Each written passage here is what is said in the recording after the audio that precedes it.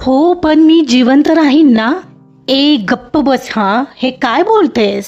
मी आहे ना. माझ्या पोटात आत्ताच भीतीचा गोळा आलाय कौस्तुभ.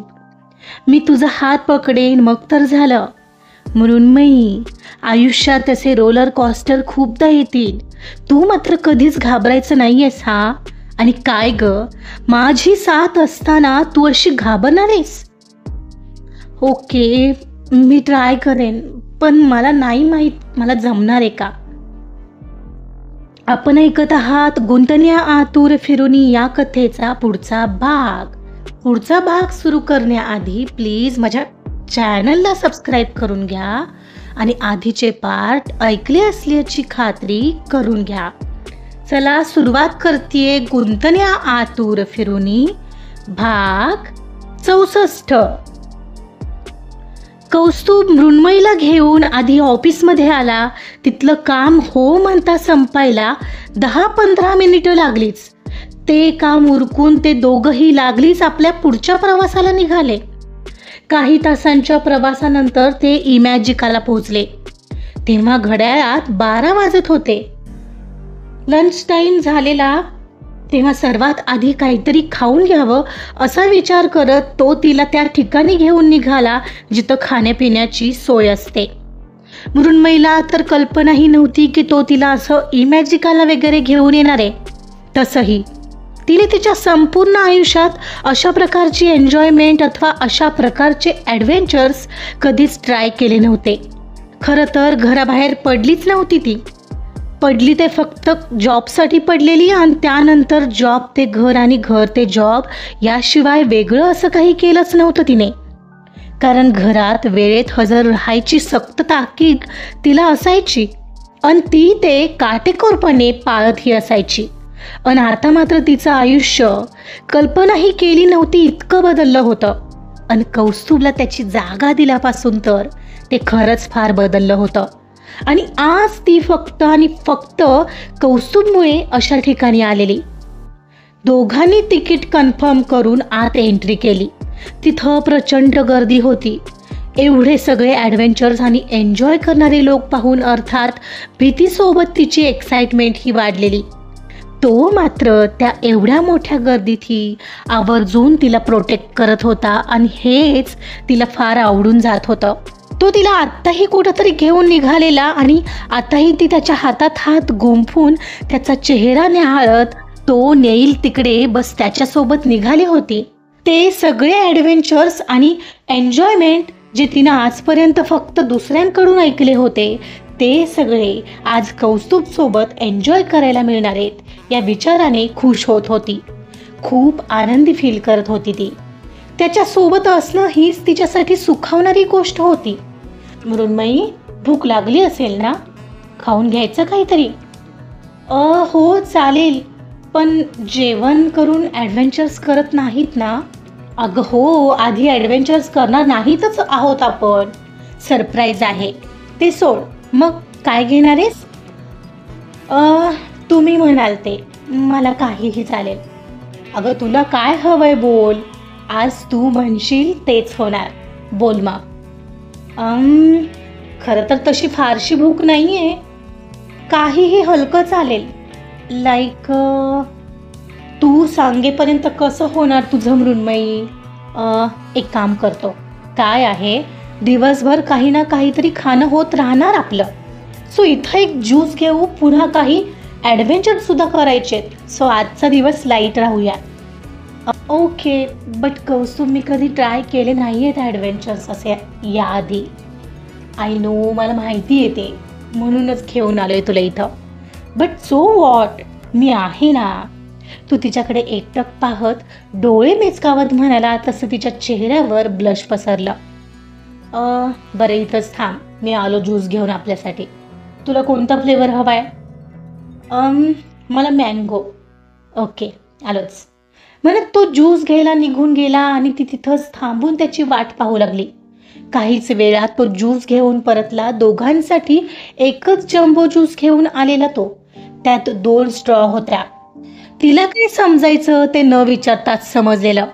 तिच्या चेहऱ्यावर मग मात्र आपोआपच अस्पष्ट असं ब्लश पसरलं. त्याला मात्र लगेच कळत होतं, कारण तो सतत तिच्या चेहऱ्याकडे पाहत होता आणि त्यावरील बदलणारे भाव जाणून घ्यायच्या प्रयत्नात होता. तो एकच ज्यूस पिताना दोघात शांतता मात्र प्रचंड जडावणारी होती, कारण असं पहिल्यांदाच होत होतं. दोघं मनाने जवळ आल्यानंतरची ती पहिली ट्रिप होती, ज्यात दोघं ते प्रेम, ते अवघडले पण नव्याने अनुभवत होते. ज्यूस पिऊन झाला की ते दोघंही स्नो पार्कमध्ये जायला निघाले. ते काहीच क्षणात स्नो पार्कमध्ये आले. तिथं आल्यावर सगळीकडे नजर फिरवून झाल्यावर त्या दोघांची नजर एकमेकांवर आली. जणू मनालीतले काही क्षण डोळ्यासमोर तरळले. तिथेही बरेच ॲडव्हेंचर्स होते. उतारावरून घसरत असणारे आणि स्नोबॉल एकमेकांना मारणारे कपल्स एन्जॉय करत होते. काही कपल्स स्नोमॅन बनवत होते, काही ठिकाणी स्केटिंग सुद्धा होतं. पुन्हा एकदा बर्फातला तो चिलिंग एक्सपिरियन्स नव्याने अनुभवायचा होता त्याला तिच्यासोबत. जणू त्याचे डोळे हेच बोलत होते त्या क्षणाला, चल जाऊया, काही राहिलेल्या गोष्टी पुन्हा करायला. आय मीन स्नोमॅन ग. त्याच्या मिश्किल बोलण्यावर ती फक्त हसली आणि त्याच्या सोबत निघाली. दोघांनी मिळून स्नोमॅन केला, त्याचे फोटो काढले आणि त्याच्यासोबत सेल्फीजही काढले. मग स्केटिंग आणि उतारावरून घसरणं दोघंही एकमेकांची सोबत आज बस एन्जॉय करत होते. एव्हाना दोघंही प्रचंड चिल झाले होते. तो आता तिथून निघण्याच्या विचारात होता, एवढ्यात मागून एक स्नोबॉल त्याच्या डोक्यात लागला. पहिल्यांदा कोणा दुसऱ्याचाच लागला असेल असं समजून त्याने मागं पाहिलं तर ती दुसरी तिसरी कोणी नसून मृण्मयी होती. मृण्मयी, काय हे? I am sorry, me actually असं साईडला मारत होते पण आता तू सुटशील ना, तू थांबच हां आता, म्हणत तो वाकला आणि बर्फ उचलून त्याचा गोळा करत तिच्यावर फेकला. तर ती तो चुकवून धावू लागली. त्यानंतर दोघांचं पुन्हा एकमेकांना बर्फाचा गोळा करून मारणं सुरू झालेलं. कितीतरी वेळ त्यांचा तोच खेळ सुरू होता.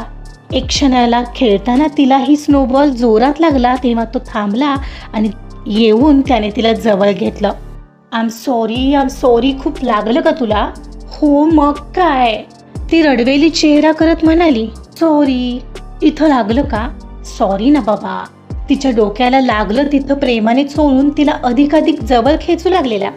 बरं ठीक आहे, आपण बाहेर आहोत. ती हसत त्याच्यापासून बाजूला होत म्हणाली. हो मग ठीक आहे ना, माझ्याच बायकोसोबत आहे, दुसऱ्या कोणासोबत थोडीच आहे. तो तोंडात पुटपुटला तशी ती हसली. बरं चला आता जाऊया का अजून खेळायचंय तुला? जाऊया. चल मग, हॉट चॉकलेट घेणार का? खूप थंड वाटते ना आता. आणि काय ग, तुला चक्क थंडी वाजत नाहीये? त्याने आता मुद्दामच तिच्या अगदी जवळ येत विचारलं. वाजतीये हो, चला जाऊया आता. ती हसत पुढे जात म्हणाली. मग तो तिचा स्पीड पकडून तिला जवळ खेचत तिला घेऊन हॉट चॉकलेट प्यायला आला. स्नो पार्कमध्ये जवळपास 2-3 तास गेले होते. त्यानंतर मात्र फ्लिया मार्केटमध्ये फिरले, तिथं थोडीफार तिच्यासाठी खरेदी केली, काही गेम खेळले. तिथेही त्यांचा 1-2 तास आरामात गेला. त्यानंतर मग मात्र ते दोघंही आता काही ॲडव्हेंचर्स एन्जॉय करण्यासाठी आले.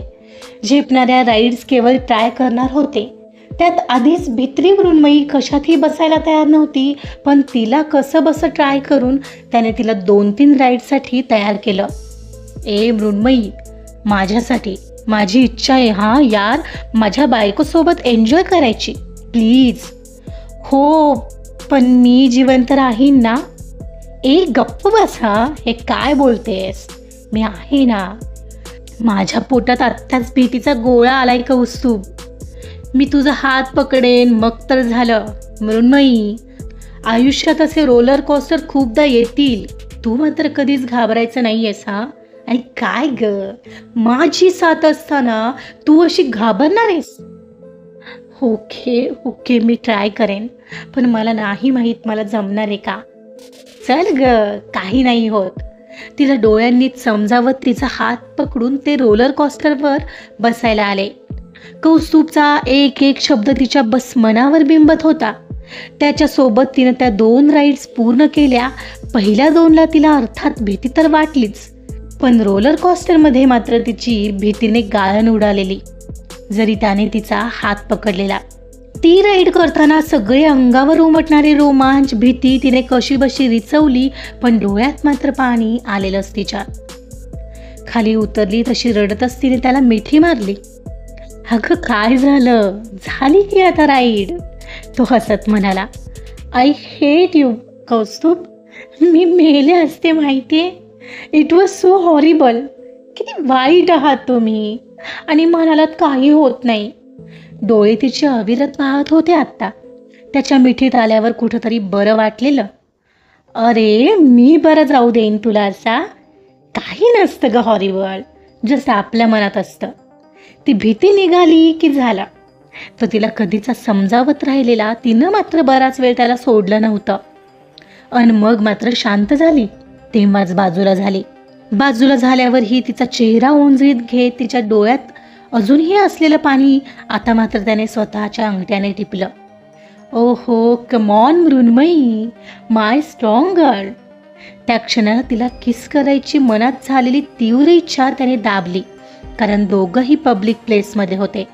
तिच्या गालावर थोपटत तो बाजूला झाला आणि त्याने मनगटावरील घड्याळात पाहिलं. आता घड्याळात सायंकाळचे 7 वाजत होते. 7 वाजलेत.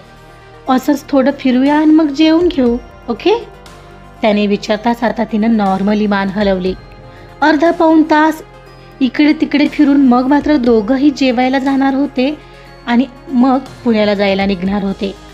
9 पर्यंत जेवून झाल्यावर निघणार तर तिथंच एक सिंगिंग परफॉर्मन्स होता. मग काय, दोघांचंही तो परफॉर्मन्स पाहून निघायचं ठरलं. यामध्ये निघायला दोघांना रात्रीचे 10 झालेले. त्यात तो 2 व्हीलर घेऊन आलेला. आता त्याला उगाचच वाटून गेलं की कार आणली असती तर बरं झालं असतं. यार 10 वाजले मृण्मयी, कारच आणायला हवी होती यार. ठीक आहे ना, काही हरकत नाही. अंधार झालाय ग, असंही मला काही प्रॉब्लेम नाही आहे.